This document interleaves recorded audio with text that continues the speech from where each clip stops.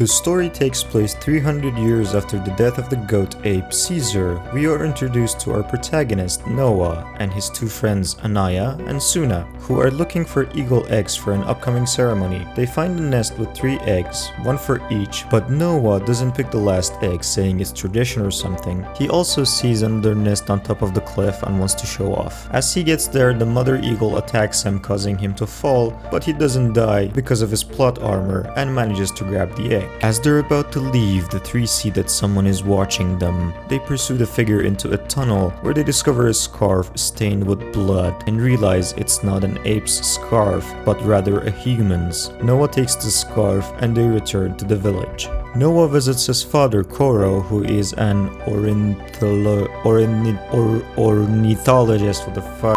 Whatever, he takes care of birds. And it turns out the clan has eagles in their disposal, and it's sacred for them. Noah shows his father the human scarf, and Koro decides to tell the elders, since humans always bring trouble. The clan decides to send soldiers to find the human. At night, when Noah is outside, he hears a noise from one of the tents. When he goes inside, he is shocked to see a human who escapes quickly, and in doing so breaks Noah's eagle egg. Afraid to disappoint his father and the rest of the clan, Noah decides to look for a new egg. While on the hunt, he comes across a group of dead apes and recognizes they are from his own clan. As another group is approaching, Noah hides in the trees, but the apes see his horse and figure out the clan must be close. Noah, now on foot, rushes back home, only to find it in flames, being raided by the hostile apes, who use electric weapons. The leader of the group, Gorilla, kills one of the clan's elders and shouts, "For Caesar." He then spots Noah climbing to the top, where he meets his father. Together they free all the eggs, but are interrupted by the gorilla, who gets into a fight with the duo. He severely injures Noah's father and throws Noah from the top of the building. In the morning, when he gains consciousness, he finds everyone gone and his father dead. While burying his father, Noah promises to save everyone and bring them back. As he's searching, his father's eagle is following him from above. Noah finds his mother's clothes on the road. He figures it would be a lot easier if the eagle helped him with the search, so he tries to tame him,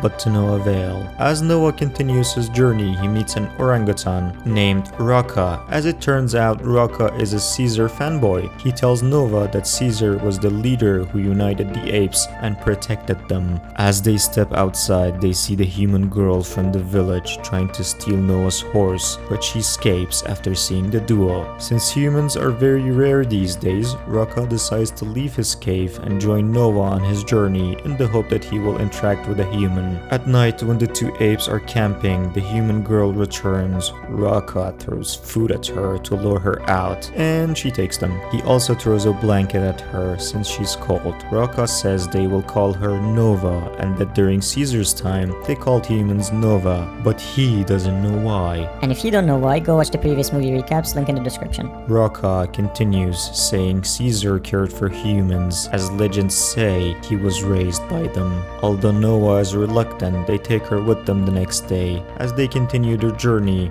they come across several other humans who don't seem very smart and act like animals. Also, they can't speak because of the virus evolving. Watch the previous movie recaps if you don't know what I'm talking about. Noah wants to keep looking for his clan, and Raka wants to stay with humans to study them. He gives his necklace to Noah, and they part ways. Just then, they are spotted by the same apes who raided Noah's clan. They aggress on the humans, killing some and capturing the rest. As it turns out, they're looking for the human girl. Noah spots the human girl being chased, so he rushes to help her and manages to get to her just before she is caught. With the help of Raka, they escape the scene. In the next scene, the human girl shockingly starts speaking, saying her name is May, thus surprising the apes. May reveals that the hostile apes are taking Noah's clan to a human settlement. She also wants to go there to find more humans like herself.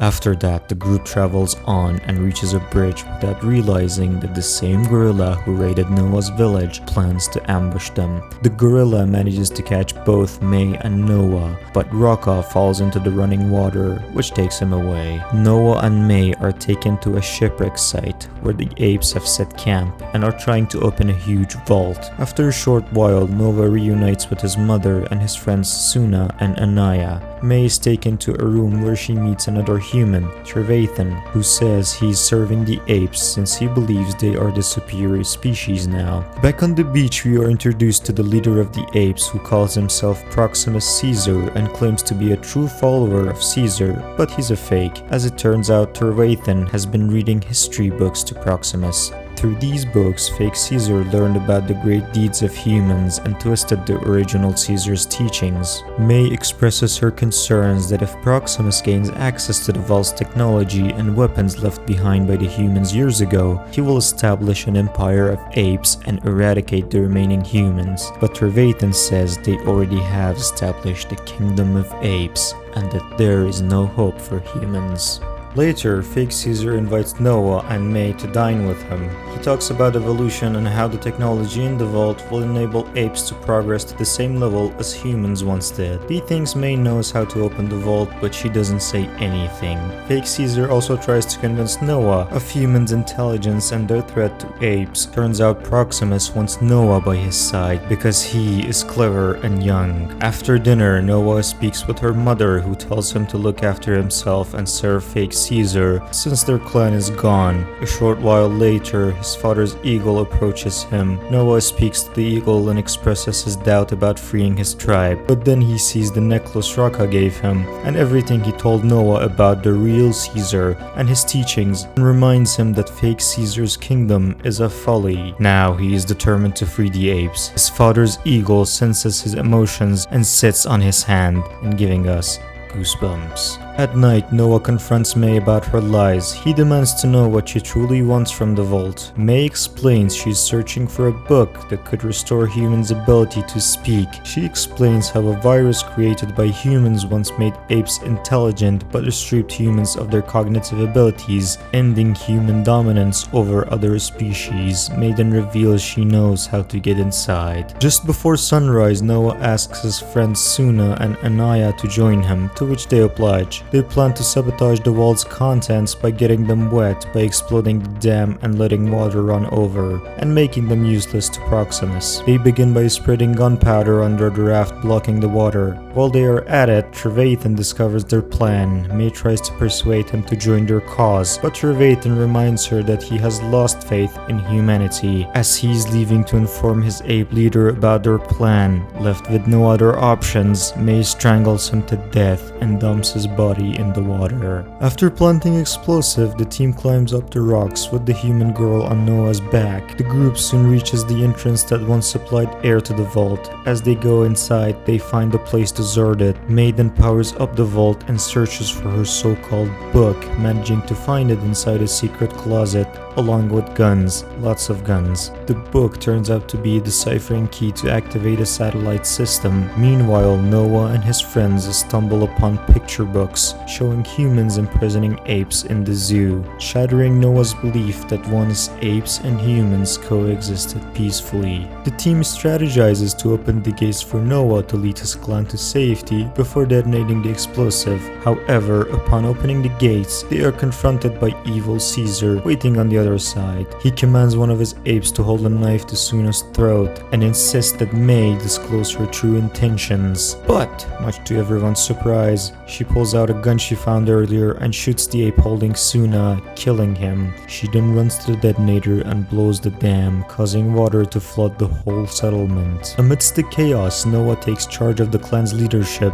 and orders the ape to climb up. As everyone is escaping, Noah is confronted by the gorilla that killed his father. The two get into a fight and Noah manages to trap the huge gorilla. He gets stuck between pipes, after which he drowns to his demise. After barely making it alive, Noah reunites with his surviving clan, but suddenly Proximus catches up from behind and attacks Noah. He single-handedly slams the young ape, since he is twice Noah's size, then tries to force Noah and his clan to bow before him. Half-dead Noah looks up at the sky and sees eagles. He gathers the last of his strength and starts singing. This is something they do in their clan, it's symbolic. Soon the rest of his clan join him and their combined voices summon their eagles who attack fake Caesar and throw him off the cliff to his demise. In the next scene, the apes are back at their village. When May pays them a visit, she says she's here to say goodbye. Noah says he doesn't trust humans as they always think about their own interest. Just like May blew up the dam and killed many apes, May admits her goal is to help humans reclaim their planet, but Noah questions what that means for apes. The little bitch is holding a gun behind her. As it turns out, she had come here to kill him, but Noah says it was Raka's and Caesar's dream for humans and apes to live together, and gives his necklace to May and reminds her that it is very special. She takes the gift and leaves. In the ending scene, May heads to an old satellite station base where she meets other humans. There, she's greeted by a woman. May hands over the deciphering key, which the woman and her team use to activate a network of satellites, enabling them to contact other human survivors worldwide.